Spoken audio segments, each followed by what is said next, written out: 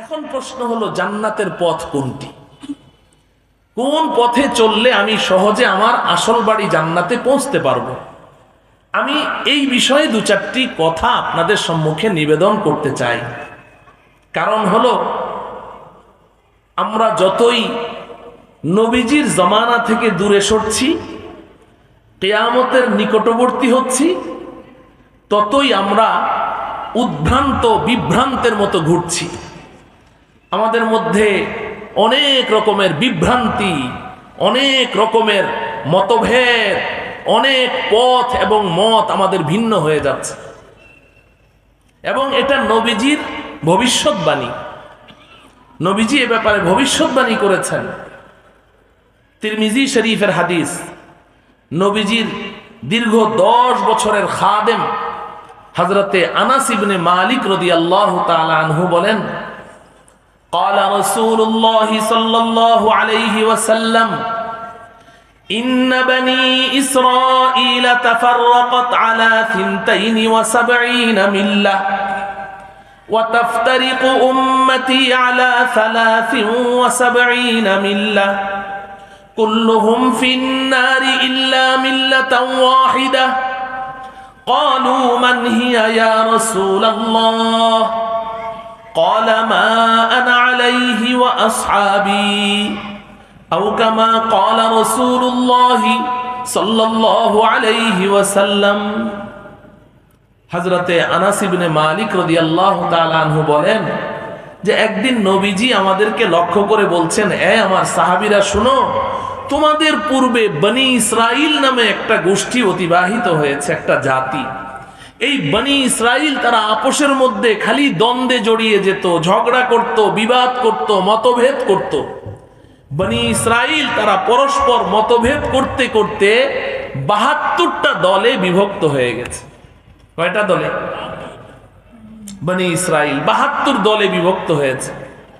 নবীজি বলেন, আমার উম্মতের মধ্যে এমন একটা বিভীষিকাময় সময় আসবে, একটা সেনসিটিভ একটা মুহূর্ত আসবে যে আমার উম্মত তারা পারস্পরিক দ্বন্দ্বে জড়িয়ে যাবে, ইখতিলাফে জড়িয়ে যাবে, মতভেদ করতে থাকবে এবং বিভিন্ন দল উপদলে খণ্ড বিখণ্ড হয়ে যাবে। প্রত্যেকেই নিজের মতকেই প্রাধান্য দিবে, অন্যের মত গ্রহণ করতে চাইবে না, নিজেকে সঠিক মনে করবে, অন্যকে বেঠিক মনে করবে।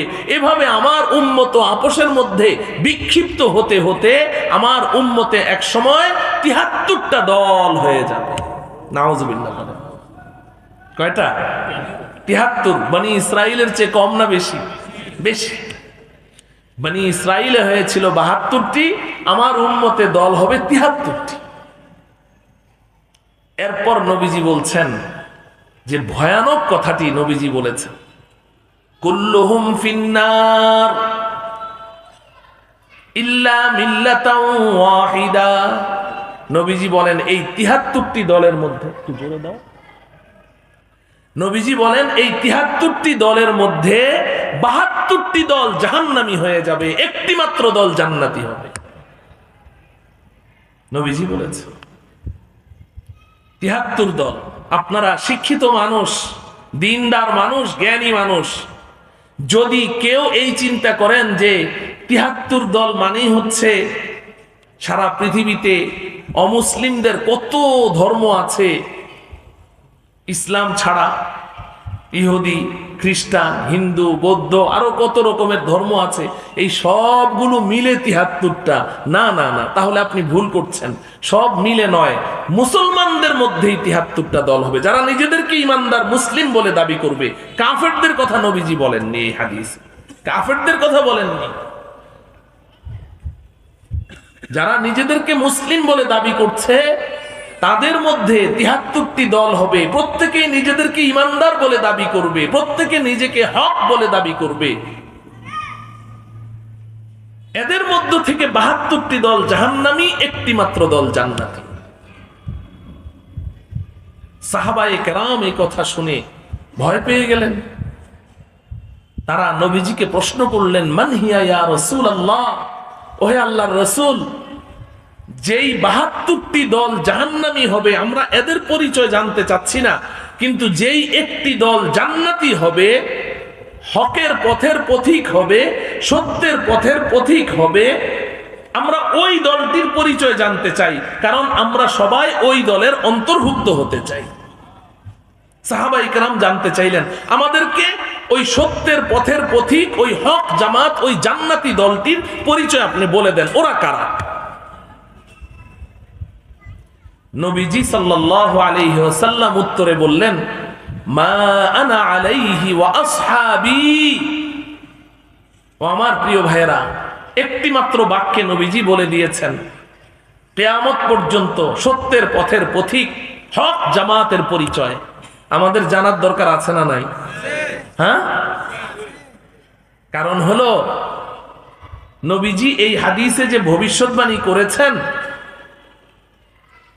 সাহাবায়ে কেরাম তো আর ৭৩ দলে বিভক্ত ছিলেন না, ছিলেন কি? তাহলে নবীজি একটা ভবিষ্যৎবাণী করেছেন। নবীজির এই ভবিষ্যৎবাণীর মধ্যে একটা সময়ের কথা বলেছেন, আমার উম্মতের মধ্যে এমন একটা সময় আসবে, আমি কোরআন ও হাদিসের একজন নগণ্য ছাত্র হিসেবে আমি দৃঢ়ভাবে বিশ্বাস করি যে নবীজি যেই সময়টির কথা এই হাদিসে ভবিষ্যৎবাণী করেছেন, আমি আপনি বর্তমান ওই সময়ের মধ্যেই বসবাস করছি। এই সময়ের কথা নবীজি বলেছেন, আমার দৃঢ় বিশ্বাস। এতটা বিভক্তি আমাদের মধ্যে, এত দল আমাদের মধ্যে, এত মতভেদ আমাদের মধ্যে, তো এতগুলো দলের মধ্যে জান্নাতি দল কয়টি? কথা বলেন, কয়টি? আর জাহান্নামী কয়টি? এই যে ৭২টি দল যে জাহান্নামী, অথচ তারা প্রত্যেকেই নিজেদেরকে হক জামাত বলে দাবি করছে, প্রত্যেকেই নিজেদের মত এবং চিন্তা চেতনা এবং তাদের দলের আদর্শকে আমাদের সামনে পেশ করছে, দলিল হিসেবে কোরআন ও হাদিসকেই পেশ করছে। সবার দলিল কোরআন হাদিস। এই যে ৭২টি দল যাদের সম্পর্কে নবীজি বললেন এরা গুমরাহ, পথভ্রষ্ট, এদের প্রত্যেকের নিজেদের দিকে যে আহ্বান করছে আমাদেরকে, ওই দলগুলো যে আমাদেরকে তাদের দিকে ডাকছে, দলিল পেশ করছে কি দিয়ে? কোরআন হাদিস দিয়ে। অথচ নবীজি বলছেন এরা ভ্রান্ত, এরা গুমরাহ, এরা পথভ্রষ্ট। তাহলে আজকে আমার সামনে আপনারা যারা বসে আছেন, বিশেষ করে আমার ওই সমস্ত দিনদার সাথীরা যাদের কাছে কোরআন ও হাদিসের কোষ্ঠী পাথর নেই, কোরআন ও হাদিসের কোষ্ঠী পাথর নেই, অথচ আপনি নিজেকে একজন খাঁটি মুসলিম হিসেবে, রাসূলের একজন প্রেমিক উম্মত হিসেবে আপনি জীবন যাপন করতে চান, আপনি একজন মুসলিম হিসেবে বেঁচে থাকতে চান, আপনি আপনার সহি ঈমান আকীদা নিয়ে এই দুনিয়া ছাড়তে চান, আল্লাহ পাকের দরবারে হাজিরি দিতে চান, আমার ওই সমস্ত দিনদার সাথীরা আছে সবচেয়ে বড় বিপদের মধ্যে। কারণ তাদের কাছে তো ওই কোষ্ঠী পাথর নেই, যেই কোষ্ঠী পাথর দিয়ে ঘষা দিলে হক আর বাতিলের মধ্যে পার্থক্য করা যাবে, সত্য মিথ্যার মধ্যে পার্থক্য করা যাবে, ওটা তো নেই। যার কারণে আমাদের অবস্থা এখন এমন হয়েছে, যার কথাই শুনি তারটাই সঠিক মনে হয়, ঠিক কিনা বলেন? যারটা শুনি তারটাই সঠিক মনে হয়, কারণ সবাই তো কোরআন হাদিস দিয়ে দলিল পেশ করছে। কতটা বিপদে আছেন একটু চিন্তা করে দেখেন। এবং এর মধ্যে আরো বেশি বিপদে আছে আমার ওই সমস্ত দিনদার সাথীরা যারা টেলিভিশন আর মোবাইলের মাধ্যমে দিন শিখতে চায়। ব্যস্ততার কারণেই হোক কিংবা অবজ্ঞা অবহেলার কারণেই হোক, ওলামায়ে কেরামের কাছে যাওয়ার তাদের সময় নাই। তারা চিন্তা করে যে কোরআন হাদিস তো আমার পকেটেই আছে, পকেট থেকে বের করলেই তো কোরআন হাদিস পাওয়া যায়, তো টেলিভিশনের কাছ থেকে দিন শিখে। আমার এক মুসল্লি ইন্তেকাল করেছেন, মারা গেছেন,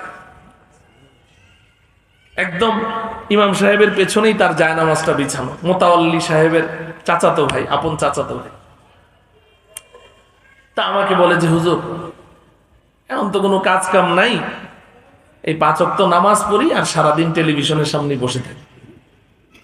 আমি একদম চোখ কপালে উঠিয়ে ফেললাম যে বলেন কি আপনি, এত লম্বা লম্বা দাড়ি, নামাজ পড়তে পড়তে একদম কপালে দাগ হয়ে গেছে, আমি বললাম আপনি এটা কি বলেন, সারাদিন টেলিভিশনের সামনে? কয় হ্যাঁ, আর তো কোনো কাজ নাই। তা আমি বললাম যে আমি তো আপনার ব্যাপারে এমন ধারণা রাখি না, আপনি 5 ওয়াক্ত নামাজ পড়েন, সারাদিন টেলিভিশনে কি করেন? কয় না হুজুর, আপনি যা ভেবেছেন তা না, আমি ইসলামী চ্যানেল দেখি, ইসলামী চ্যানেল। খুব গর্বের সাথে বলছে ইসলামী চ্যানেল দেখে। তো এই যে সে ইসলামী চ্যানেল দেখে, টেলিভিশন দেখে, এটা যে আমি একজন খতিব হিসেবে আমার কাছে এত গর্বের সাথে বলছে, বলুন তো দেখি, সে যে ইসলামী চ্যানেল দেখছে এটা কি গুনাহ মনে করে দেখছে নাকি সওয়াবের নিয়তে দেখছে? কথা বলে না, আমার কথা বুঝেন? কোন নিয়তে দেখছে? সওয়াবের নিয়তে দেখছে। যে সে মনে করছে যে আমি যে ইসলামী চ্যানেল দেখছি এটা অনেক নেকি হচ্ছে, সারাদিন আমার আমল নামায় শুধু নেকি জমা হচ্ছে, আমি ইসলামী চ্যানেল দেখছি। তো সওয়াবের নিয়তে সে কবিরা গুনাহ করছে। টেলিভিশন দেখা কি জায়েজ, মাকরু, কি সগীরা গুনাহ? কথা বলে না, নাকি আমার সাথে আপনাদের কোনো দ্বিমত আছে? দ্বিমত থাকলে বলেন যে না হুজুর, টেলিভিশন দেখা এটা ওয়াজিব অথবা মুস্তাহাব, বলেন একটা কিছু।